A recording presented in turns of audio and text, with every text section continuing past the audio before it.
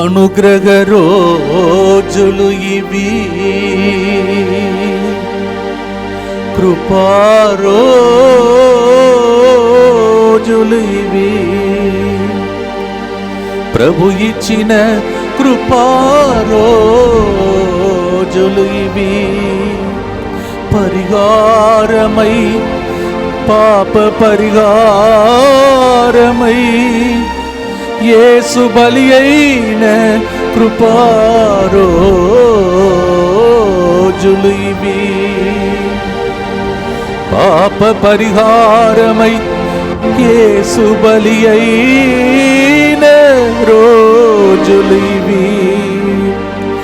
మనకు పరిహారి అయి యేసు పరిహారి అయి మారిన కృపా రోజులు ఇవి. కృప వెంబడి కృపను పొందెదాం, కృపా సింహాసనం చేరెదాం. కృప వెంబడి కృపను పొంది అవసరమునకు ఆనుకొనగలిగిన ప్రభు సింహాసనం చేరెదాం. ఇదే ఇదే కల్వారి పయనం, ఇదే ఇదే కల్వారి త్యాగ జీవన పయనం. రండి రక్షణ పొందండి,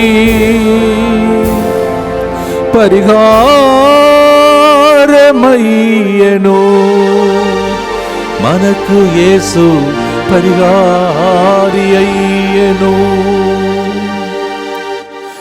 ఎంత భాగ్యము యేసుతో 40 రోజులు, ఇది మనకు ఎంతో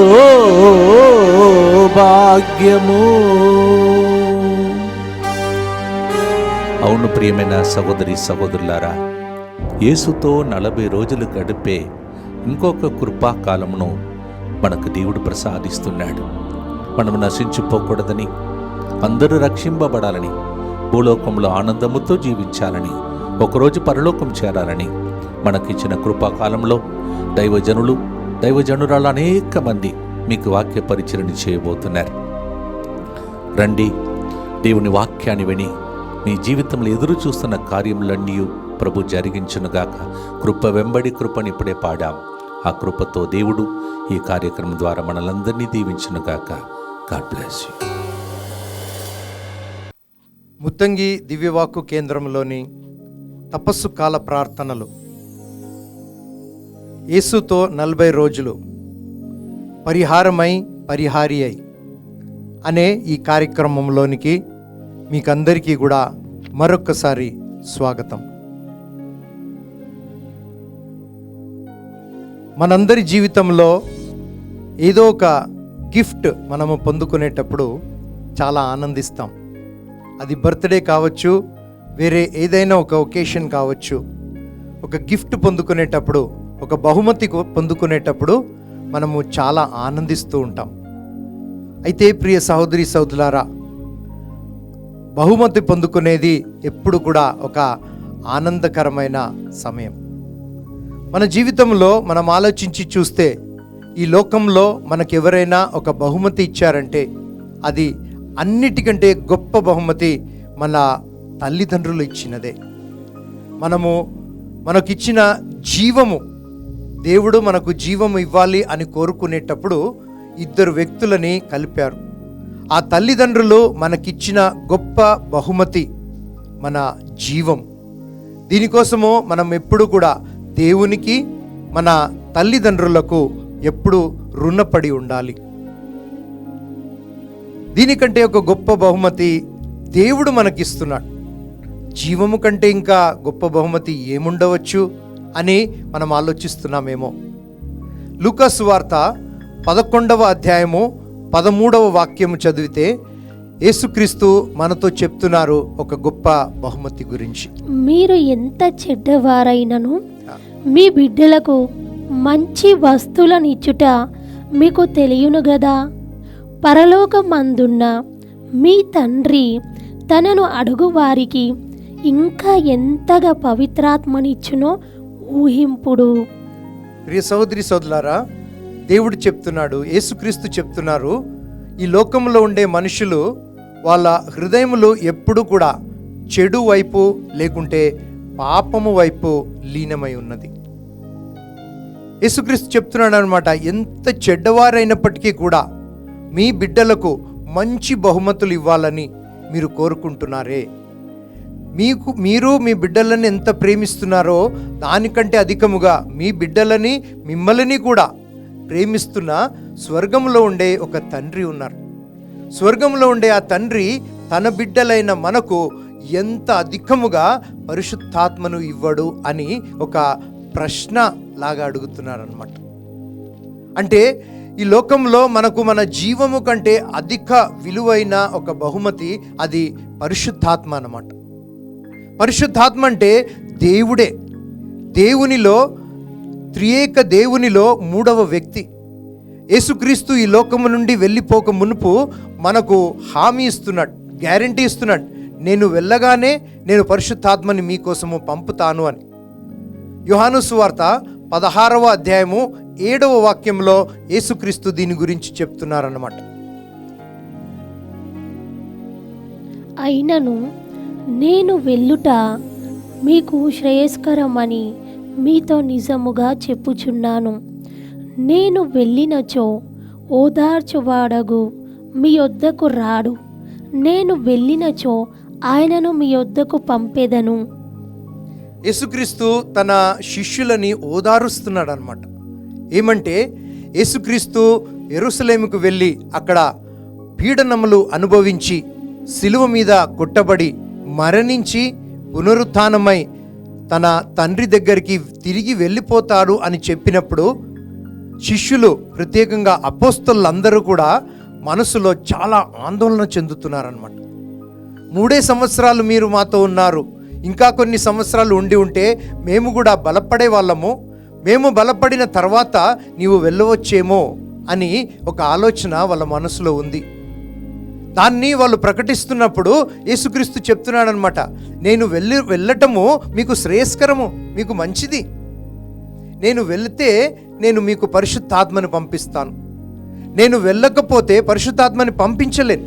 ఎందుకంటే పరిశుద్ధాత్మ దేవుడు మానవులతో, మనిషితో, యేసుక్రీస్తులో విశ్వసించే వారితో నిరంతరము ఉండడానికి దేవుడు పంపించే ఆత్మ అన్నమాట. యోహాను సువార్త 14వ అధ్యాయము 16వ వాక్యములో యేసుక్రీస్తు ఈ మాటలు చెప్తున్నారన్నమాట.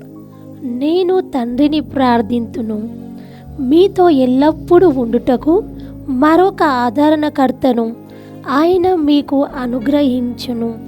ఒక ఆదరణకర్తను మనకు అనుగ్రహించును అని చెప్తున్నారు. మరొక ఆదరణకర్త. ప్రియ సహోదరి సహోదరులారా, ఇంగ్లీష్ బైబిల్లో చూస్తే will give you an advocate అని చెప్తున్నారు. అడ్వకేట్ అంటే హెల్పర్ అంటే సహాయకుడు. మన జీవితంలోని ఎటువంటి కార్యంలో కూడా మనకు తోడుగా ఉండి మనల్ని నడిపించే ఇంకొక దేవుని త్రియేక దేవునిలో మూడవ వ్యక్తి. అంటే దేవుడే మనతో పాటు ఉండి మనకు సహాయం చేసి మనల్ని నడిపిస్తున్నట్టు. ఈ లోకంలో దేవుడు మనల్ని సృష్టించి పంపించినప్పుడు తన పోలికలో పంపించారు, తన పోలికలో మనల్ని సృష్టించి పంపించారు, తన శ్వాసని మన కోసమే ఇచ్చారు. ఈ అన్నీ చేసిన తర్వాత కూడా తాను పరిశుద్ధాత్మనిచ్చి మనకు సహాయం చేసి ఈ లోకంలో మనము ఏ విధముగా జీవించాలి అనేది దేవుడు మనకందరికీ కూడా చెప్తున్నారన్నమాట. చాలామంది ఈ లోకంలో అనుకుంటూ ఉంటారు, ఈ శిష్యులు అనుకునేటట్టే శిష్యులు అపోస్తలులందరూ కూడా చాలా బాధపడ్డారు. యేసుక్రీస్తు వెళ్ళిపోతుంటే మమ్మల్ని ఎవరు చూసుకుంటారు, మేము ఇల్లు, మా సంపదలు, మా ఊరు అన్నీ వదిలిపెట్టి నిన్ను వెంబడించాము, నువ్వు కూడా ఇప్పుడు వెళ్ళిపోతే ఎట్లా? నీలో మేము విశ్వసించి నీవు చేస్తున్న అద్భుత కార్యములు, నీవు ఇస్తున్న బోధనలు, నీవు ఇస్తున్న స్వస్థతలు, విడుదలలన్నీ చూసి మేము నిజంగా దైవ కుమారుడే దిగి వచ్చాడు, మెస్సయ్య వచ్చాడు అని మేము నమ్ముతున్నాం. అప్పటికీ నువ్వు వెళ్ళిపోతానని చెప్తే మేము అనాథులైపోతామే, మేము ఎవరు లేకుండా అయిపోతామే అని శిష్యులు ఆందోళన చెందుతున్నప్పుడు వాళ్ళు దాన్ని పలు విధములుగా ప్రకటిస్తున్నారనమాట, చెప్తున్నారనమాట. అయితే యేసుక్రీస్తు చెప్తున్నారు వాళ్ళతోని, యోహాను సువార్త 14వ అధ్యాయము 18వ వాక్యంలో, యోహాను సువార్త 14వ అధ్యాయము 18వ వాక్యం, నేను మిమ్ము అనాథలుగా విడిచిపెట్టను, నేను మీ యొద్దకు వత్తును. కొలది కాలమైన పిదప లోకం నన్ను ఎన్నటికీ చూడలేదు, కానీ మీరు నన్ను చూచెదరు. నేను ప్రియ సహోదరి సహోదరులారా, యేసుక్రీస్తు గొప్ప హామీ ఇస్తున్నాడు అనమాట. ఇన్ని 2000 సంవత్సరాల తర్వాత కూడా ఈరోజు కుటుంబంలో జీవిస్తున్న వారు కూడా, ఒక భార్య, భర్త, పిల్లలు, తల్లిదండ్రులు, సహోదరి సహోదరులు, ఇంటి చుట్టూ చాలామంది వ్యక్తులు జీవిస్తున్నప్పటికీ కూడా అనాథలుగా జీవించే వాళ్ళు చాలామంది ఉన్నారు. ఒంటరితనము వాళ్ళ జీవితంలో వచ్చేసింది. చాలామంది ఉన్నారు ఇంట్లో, అయినప్పటికీ ఒంటరితనముగా వాళ్ళు జీవిస్తున్నారు. అటువంటి వాళ్ళతోని యేసుక్రీస్తు చెప్తున్నాడు అనమాట, నిన్ను అనాథలుగా విడిచిపెట్టను, మిమ్మల్ని నేను అనాథలుగా విడిచిపెట్టను, మీ దగ్గరికి నేను వస్తాను అని చెప్పి యేసుక్రీస్తు హామీ ఇస్తున్నాడు అనమాట. ప్రియ సహోదరి సహోదరులారా, యేసుక్రీస్తు మనకు పరిశుద్ధాత్మని ఇచ్చి ఆ పరిశుద్ధాత్మ ద్వారా మన జీవితాన్ని ముందుకు నడిపించడానికి మనకు ఈ లోకంలో ఆహ్వానం ఇస్తున్నాడు. దీని ముందు మనం చూసినట్లు లూకాసు వార్త 11:13లో చూసినట్లు యేసుక్రీస్తు చెప్తున్నాడు అనమాట, ఎంత అధికముగా పరిశుద్ధాత్మని ఇవ్వడు అని. తండ్రి దేవుడు ఎంత అధికముగా పరిశుద్ధాత్మని మనకు ఇవ్వడా అని ఒక విధంగా క్వశ్చన్ అడుగుతున్నాడు అనమాట. ప్రియ సహోదరి సహోదరులారా, పరిశుద్ధాత్మ ఒక సమయంలో మన జీవితంలో వచ్చింది అంటే, పరిశుద్ధాత్మ దేవుడు మన లోపలికి వచ్చినప్పుడు మన జీవితము పరిపూర్ణంగా మారిపోతుంది. ప్రియ సహోదరి సహోదరులారా, ఇది మనము చూస్తున్నాము అపోస్తల కార్యములు 2వ అధ్యాయంలో ప్రారంభం నుండి. ఏ విధముగా ఒక బలముగా వీసే గాలి వలె, అగ్ని నాలుకల వలె పరిశుద్ధాత్మ దేవుడు అపోస్తల మీద వేయించేసినప్పుడు, అక్కడ మరియ తల్లి మరియు శిష్యులు ఉండే స్థలములో పరిశుద్ధాత్మ దేవుడు వచ్చినప్పుడు వాళ్ళ జీవితము పరిపూర్ణంగా మారిపోయింది. వాళ్ళు ప్రవచించడము ప్రారంభించారు, అన్య భాషలలో మాట్లాడటం ప్రారంభించారు.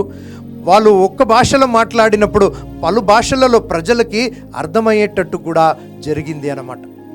ప్రియ సహోదరి సహోదరులారా, పరిశుద్ధాత్మ యొక్క వరములిది. పరిశుద్ధాత్మ ఇచ్చే వరములతో మనం ఈ లోకంలో జీవిస్తుంటే మనము దేవుని బిడ్డలుగా జీవించగలుగుతాము. మొదటిగా మనం చూస్తే ఒక క్రైస్తవుడు లేకుంటే ఒక క్రీస్తుని వెంబడించే వ్యక్తి జ్ఞాన స్నానము పొందినప్పుడు కొన్ని వరములు పొందుకుంటాడు, పరిశుద్ధాత్మ యొక్క వరములు పొందుకుంటాడు. యెషయా ప్రవక్త గ్రంథంలో 11వ అధ్యాయము 2వ వాక్యలో రాసి ఉంది, ప్రతి జ్ఞాన స్నానము పొందిన వ్యక్తి లేకుంటే ప్రతి క్రైస్తవుడు పొంది ఉన్న వరములు అన్నమాట. ఈ వరములన్నీ కూడా ప్రతి వ్యక్తికి, జ్ఞానస్నానం పొందిన ప్రతి వ్యక్తికి ఇవ్వబడి ఉంది. ఎందుకంటే జ్ఞానస్నానము పొందినప్పుడు ఒక వ్యక్తి పిత, పుత్ర, పవిత్రాత్మ నామములో జ్ఞానస్నానం పొందుతున్నాడు. కాబట్టి పరిశుద్ధాత్మ యొక్క ఈ వరములన్నీ తాను లభించి ఉన్నాడు. ఈ వరములన్నీ కూడా ఈ దేవుడు లేకుంటే శ్రీసభ మనకు వ్యక్తిగతంగా మనము దేవునిలో ఎదగడానికి దేవుడు ఇస్తున్నాడు అని మనం తెలుసుకోవాలి. ఈ వరములు ఏమేమిటో ఒక్కసారి చూద్దాము.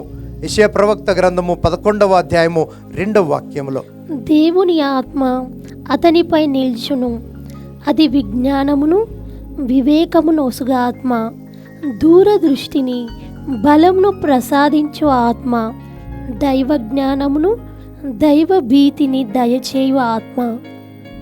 ప్రియ సహోదరి సహోదరులారా, ఈ యొక్క వరములన్నీ కూడా పరిశుద్ధాత్మ దేవుడు ప్రతి జ్ఞానస్నానము పొందిన వ్యక్తికి ఇస్తున్నారన్నమాట. ఇది లేని వ్యక్తి తాను క్రైస్తవుడు అని చెప్పజాలడు. ఎందుకంటే ప్రతి క్రైస్తవునికి ఈ యొక్క వరములు లభించి ఉంటుంది. మనము వ్యక్తిగతంగా దీంట్లో ఎదిగిన తర్వాత మన శ్రీసభ మనకు భద్రమైన అభ్యంగం ఇస్తుంది. ఆ సమయంలో పరిశుద్ధాత్మని పరిపూర్ణముగా ఇస్తున్నట్టు మనం చూస్తున్నాం. ప్రియ సహోదరి సహోదరులారా, కొరింథీయులకు రాసిన మొదటి లేఖ 12వ అధ్యాయము 11వ వాక్యములో ఈ విధముగా పౌలు గారు ఇలా రాస్తున్నారు, కానీ వీనిని అన్నిటినీ చేయు ఆత్మ ఒక్కడే, తన ఇష్టం అనుసరించి ఒక్కొక్కనికి ఒక్కొక్క వరం ఆయన వసుగుచున్నాడు. పరిశుద్ధాత్మ దేవుడు ఒక్కొక్కరికి ఒక్కొక్క వరము ఇస్తున్నాడు అనమాట. తన ఇష్టం అనుసరించి, అంటే పరిశుద్ధాత్మకి తెలుసు ఏ వ్యక్తికి ఎటువంటి వరములు కావాలి అని. ఎందుకంటే నేను ఎటువంటి సాహచర్యంలో, ఎటువంటి అవస్థలో నేను జీవిస్తున్నాను, ఆ స్థలంలో, ఆ కుటుంబంలో, లేకుంటే అటువంటి సిట్యువేషన్లో నాకు ఏమి వరము కావాలి అని పరిశుద్ధాత్మకి తెలుసు. అందుకే పరిశుద్ధాత్మ తెలుసుకొని మనకు ఏ వరం కావాలో ఆ వరం ఇస్తున్నాడు. అది భాషా వరమా, అది స్వస్థతలు చేసే వరమా, లేకుంటే విశ్వాసపు వరమా, ఎటువంటి వరము కూడా పరిశుద్ధాత్మ దేవుడు మనకి ఇచ్చినప్పుడు అది మన సొంత ఉపయోగం కోసం కాదు, అది ఇతరుల కోసము అని కూడా రాయబడి ఉంది. కొరింథీయులకు రాసిన మొదటి లేఖ 12వ అధ్యాయము 7వ వాక్యములో ఈ మాట రాయబడి ఉంది. అందరి మేలు కొరకై ఒక్కొక్కనికి ఆత్మ ప్రత్యక్షత అనుగ్రహింపబడినది. ఒకే ఆత్మ ఒకనికి వివేకపూర్వక మగు వాక్కును, మరి ఒకనికి విజ్ఞానపూర్వక మగు వాక్కును ఒసుగుచున్నాడు.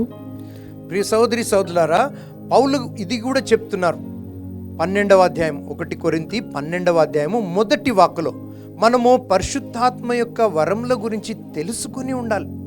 మనము దీని గురించి అజ్ఞులు అయి ఉంటే, మనము తెలియకుండా ఉంటే, దేవుడు మన జీవితంలో ఏమి ప్రవర్తిస్తున్నాడో తెలియకుండా పోతాము. మనము దేవుని ప్రణాళికలో భాగస్థులము కాకుండా వెళ్ళిపోతామన్నమాట.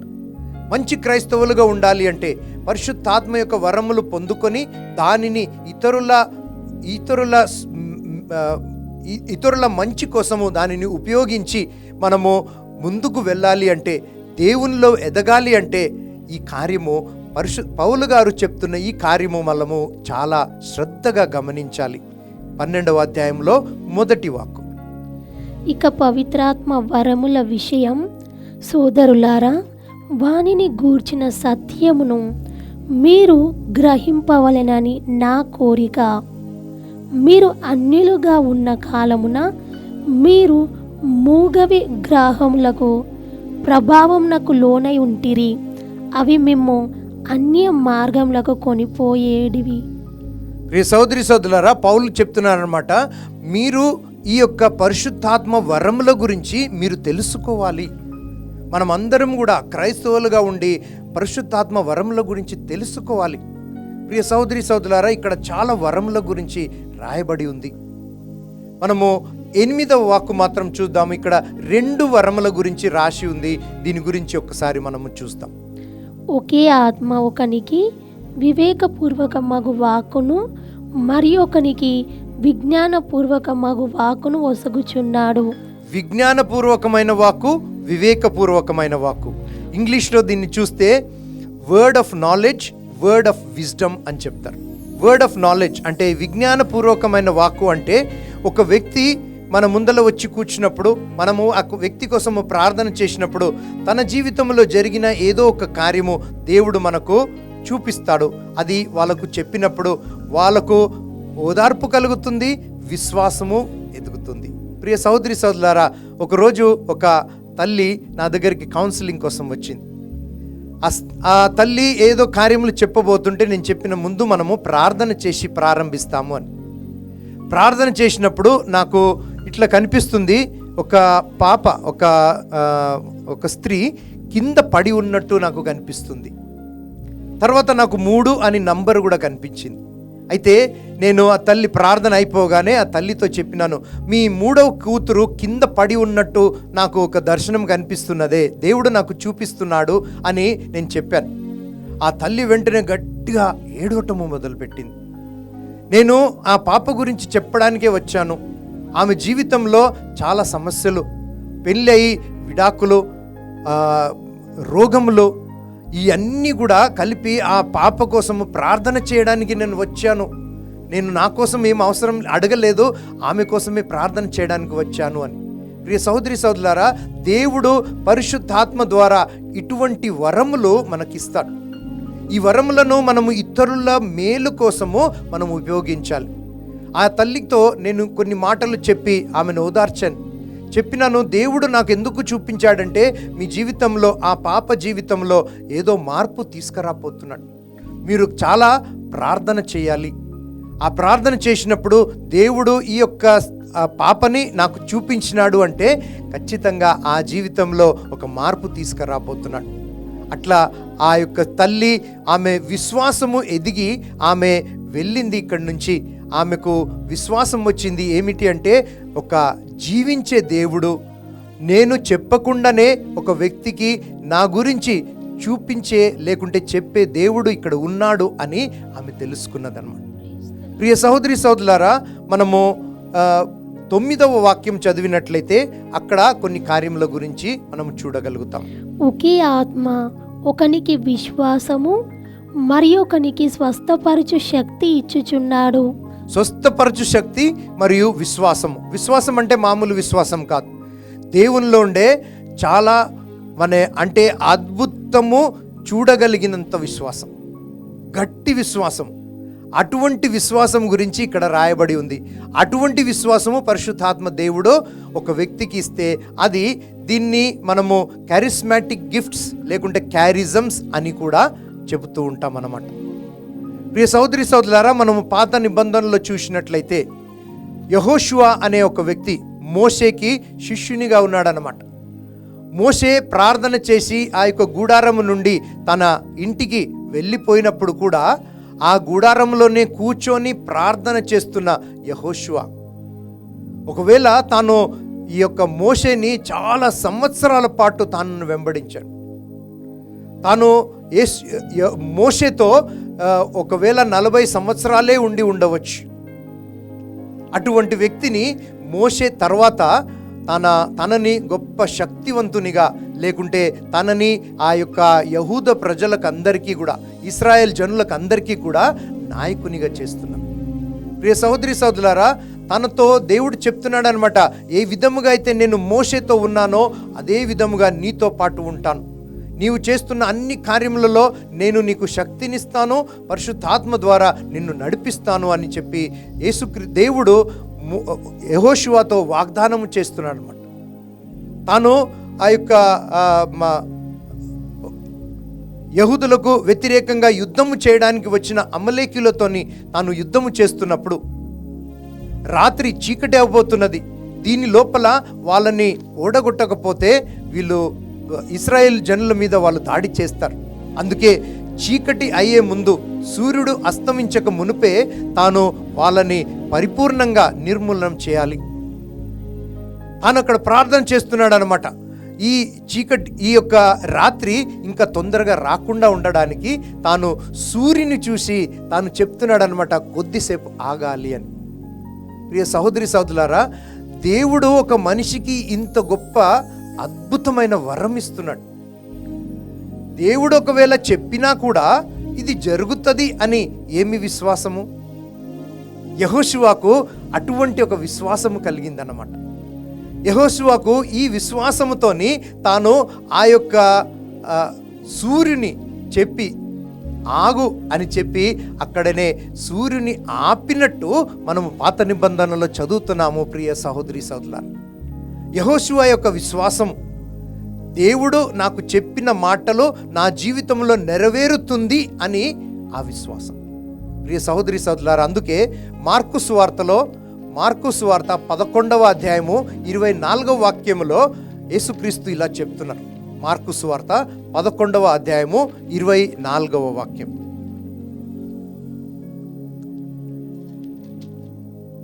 కనుక మీరు ప్రార్థింపుడు, ప్రార్థనలో మీరు దేనిని అడిగినను దానిని మీరు తప్పక పొందుదురు అని విశ్వసింపుడు. మీరు ప్రార్థనలో ఏది అడిగినా ముందు మీరు విశ్వసించాలి. విశ్వాసము అనే ఆ యొక్క వరము పరిశుద్ధాత్మ నుండి మీరు పొందుకోవాలి, అడిగి పొందుకోవాలి. యాకోబు లేఖలో రాసి ఉంది, విశ్వాసము లేనివారు లేకుంటే జ్ఞానము లేనివారు దేవుని అడగండి, దేవుడు మీకు సమృద్ధిగా అనుగ్రహిస్తాడు.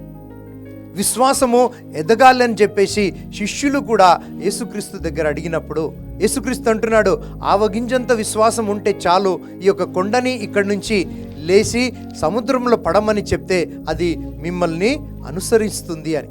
ప్రియ సహోదరి సహోదరులారా, మార్కు సువార్తలో రాసిన ఈ కార్యము మనము విశ్వసించి, నా జీవితంలో దేవుడు ఇది చేస్తాడు అనే ఆ యొక్క నమ్మకంతో నేను ఏ కార్యము కోసమైతే ప్రార్థన చేస్తున్నానో ఆ ప్రార్థన దేవుడు విని దేవుడు ఖచ్చితంగా నాకు ఇస్తాడు అనే విశ్వాసంతో జీవించమని యేసుక్రీస్తు కోరుతున్నాడు. ప్రియ సహోదరి సహోదరులారా, ఈ వరము, విశ్వాసం అనే వరము దేవుడు పరిశుద్ధాత్మ ద్వారా మనకు ఇచ్చి ఉన్నారు. పరిశుద్ధాత్మ ఇంకా కూడా చాలా వరములు ఇస్తున్నారు. మనము 1 కొరింథీ 12వ అధ్యాయము 10వ వాక్కు చూద్దాము. అక్కడ ఇంకా 5 వరముల గురించి రాయబడి ఉంది. ఆత్మ ఒకనికి అద్భుతములు చేయు శక్తిని, మరి ఒకనికి ప్రవచన శక్తిని, వేరొకనికి ఆత్మలను వివరించు శక్తిని ఇచ్చుచున్నాడు. ఒకనికి వివిధములగు భాషలలో మాట్లాడగల శక్తిని, వేరొకనికి ఆ భాషల అర్థమేమియో వివరింపగల శక్తిని ఇచ్చుచున్నాడు. ప్రియ సహోదరి సహోదరులారా, అన్నిటికంటే మొదటిగా పరిశుద్ధాత్మ దేవుడు ఇచ్చిన వరము భాషా వరం అన్నమాట. అపొస్తల కార్యములు 2వ అధ్యాయంలో మనం చూసినట్లయితే అక్కడ పరిశుద్ధాత్మ దేవుడు ఈ యొక్క శిష్యుల మీద, మరియ తల్లి మీద వేంచేసి వచ్చినప్పుడు, పంతెకొస్తు పండగ రోజు పరిశుద్ధాత్మ దేవుడు వచ్చినప్పుడు వాళ్ళకు మొదటిగా ఇచ్చినది, లేకుంటే వాళ్ళు అందరికీ తెలిసినట్లు వాళ్ళు చేసిన, లేకుంటే ఉపయోగించిన మొదటి వరమే భాషా వరం. ఆ భాషా వరము పలు విధములుగా ఉంటుంది. అన్య భాషలలో స్తుతించటము మనం చూస్తున్నాం. రోమీయులకు రాసిన లేఖ 8వ అధ్యాయము 26వ వాక్యంలో, రోమీయులకు రాసిన లేఖ 8వ అధ్యాయము 26వ వాక్యంలో చూస్తున్నాము భాషా వరముల గురించి. అదే విధముగా బలహీనులమైన మనకు ఆత్మ కూడా సహాయపడును. ఏలైనా మనం ఎట్లు ప్రార్థింపవలెనో మనకు తెలియదు. మాటలకు సాధ్యపడని ములుగుల ద్వారా మన కొరకై ఆత్మయే దేవుని ప్రార్థించును. మన హృదయంలో, లేకుంటే మన మనస్సులో మనము ఆలోచించని కార్యములు, కానీ మన జీవితంలో మనకు అవసరం. ఇది మన హృదయం నుండి, లేకుంటే మన ఆత్మ, మానవ ఆత్మ అది పరిశుద్ధాత్మతో చెప్తుందట. పరిశుద్ధాత్మ దేవుడు దాన్ని తీసుకొని, ఆ పరిశుద్ధాత్మ దేవుడు ఆ యొక్క ప్రార్థన మూలుగుల ద్వారా దేవునికి సమర్పిస్తుంది. అప్పుడు దేవుడు హృదయములో తెలుసుకునే దేవుడు దానిని తెలుసుకొని మనకు కావలసినదంతా కూడా దేవుడు ఆశీర్వదిస్తాడట. ప్రియ సహోదరి సహోదరులారా, ఈ యొక్క భాషా వరము అనేది అపోస్తలులకు దొరికిన మొదటి వరము. అదే విధముగా ఈ లోకంలో ఉండే క్రైస్తవులు కూడా పొందుకోవలసిన మొదటి గొప్ప వరం. భాషా వరము అనేది మిగతా వరములకు, మిగతా క్యారిజమ్స్కి అది ఒక తలుపు అని చెప్తారు. It is the doorway to the other gifts of the Holy Spirit. ఈ తలుపు, భాషావరం అనే ఆ యొక్క వరము అనే తలుపు మనము తెరిస్తే మిగతా వరములన్నీ కూడా, స్వస్థత వరము, అది అద్భుతం చేసే వరము, విశ్వాస వరము కావచ్చు, అన్ని వరములు మనము పొందుకుంటామట. అయితే ప్రియ సహోదరి సహోదరులారా, ఈ భాషా వరము అనేది మనము పరిశుద్ధాత్మ నుండి పొందుకొని, ఒకవేళ మనకు తెలియని, మనము ఏ రోజు కూడా నేర్చుకొని ఒక భాషలో, వ్యత్యస్తమైన ఒక భాషలో మనము దేవునితో ప్రార్థన చేస్తుంటే అది పరిశుద్ధాత్మనే మన హృదయంలో ఉండి మనతో ప్రార్థన చేపిస్తున్నాడు అని తెలుసుకోవాలి. ప్రియ సహోదరి సహోదరులారా, ఇంకొక వరము మనం చూసేది ఇక్కడ ఆత్మలను వివేచించే వరం. పలు విధములైన ఆత్మలు ఉన్నాయి. అది పరిశుద్ధాత్మ కావచ్చు, మానవ ఆత్మ కావచ్చు, అది దుష్టాత్మ కావచ్చు. ఈ అన్ని వరములు ఇక్కడ ఈ లోకంలో ఉన్నాయి. అన్ని ఆత్మలు మనతో ఇంటరాక్ట్ చేస్తూ ఉంటుందన్నమాట.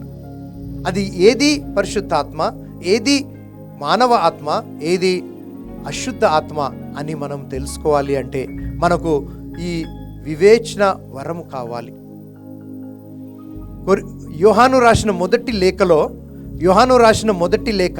4వ అధ్యాయము 1, 2, 3 వాక్యములలో దీని గురించి యోహాను రాసి ఉన్నారన్నమాట. ప్రియులారా, కపట ప్రవక్తలు చాలా మంది అంతటా వ్యాపించి ఉన్నారు కనుక ప్రతి ఆత్మను నమ్మక ఆయా ఆత్మలు దేవుని సంబంధమైనవో కావో పరీక్షింపుడు. అది దేవుని ఆత్మ అగునో కాదో మీరు ఇట్లు తెలుసుకొనగలరు. యేసుక్రీస్తు మానవ శరీరం ధరించి వచ్చేనని ఒప్పుకొను ప్రతి ఆత్మ దేవుని సంబంధమైనది. కానీ క్రీస్తును గూర్చి ఈ విషయం అంగీకరింపని ప్రతి ఆత్మ దేవుని సంబంధమైనది కాదు. అట్టి ఆత్మ క్రీస్తు విరోధి నుండి ఉద్భవించినది. అది వచ్చుచున్నదని దీనిని గూర్చియే మీరు వినియున్నారు. ఇప్పటికే అది వచ్చి ఉన్నది. Praise the Lord. Praise the Lord. ప్రియ సహోదరి సహోదరులారా, వివేచన వరము మనకు కావాలి. మనతో ఒక వ్యక్తి వచ్చి మాట్లాడుతున్నప్పుడు తన నుండి పరిశుద్ధాత్మ దేవుడు మాట్లాడుతున్నారా లేకుంటే ఒక దుష్ట ఆత్మ మాట్లాడుతున్నదా అని మనం తెలుసుకోవాలి. ప్రియ సహోదరి సహోదరులారా, ఇక్కడ యోహాను తన లేఖనంలో రాస్తూ చెప్తున్నాడనమాట, ఏ విధముగా మనము తెలుసుకోగలుగుతామో ఈ మనిషిలో ఉండేది అది పరిశుద్ధాత్మనా కాదా అని.